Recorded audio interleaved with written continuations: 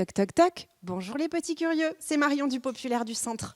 Regardez ce qu'il y a partout ici sur la table. Des asperges, vous en avez mangé peut-être ces jours-ci, d'ailleurs c'est la saison.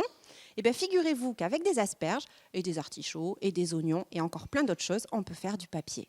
Eh oui, c'est Marie-Claire qui va nous montrer comment elle fait. Allez, vous me suivez ? Bonjour les petits curieux, moi c'est Marie-Claire, je suis directrice et guide au Moulin d'Hugo. Le Moulin d'Hugo, c'est un moulin à papier qui fabrique donc du papier depuis le Moyen-Âge. Mais ici, on ne fait pas du papier avec du bois, on fait du papier avec plein d'autres choses, mais surtout il faut des plantes. Voilà, la recette du papier, c'est des plantes, et ce qui va nous intéresser dans les plantes, ça s'appelle des fibres.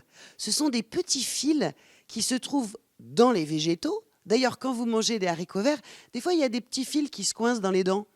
C'est des fibres. Vous voyez que vous connaissez les fibres. Des fibres et de l'eau.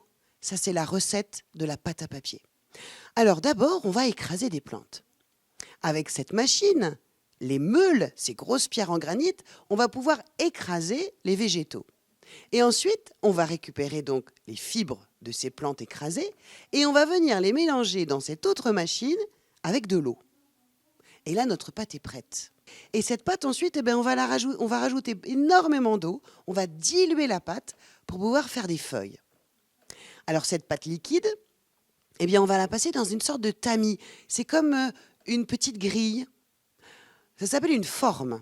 Et ça nous a donné d'ailleurs en français le mot format. On plonge le tamis dans la pâte à papier. Regardez, l'eau s'égoutte. Elle passe à travers les petits trous de la grille, mais pas les fibres.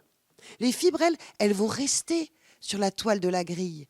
Et ces petites fibres vont s'emmêler, se lier les unes aux autres pour former une feuille de papier. Cette feuille, par contre, elle est humide. Il va falloir la protéger. On va venir la coucher sur une sorte de tapis et on va remettre un tapis dessus.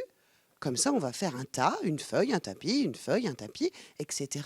Et quand on aura un gros tas de feuilles et de tapis, on va presser tout ça sous une machine pour enlever un maximum d'eau.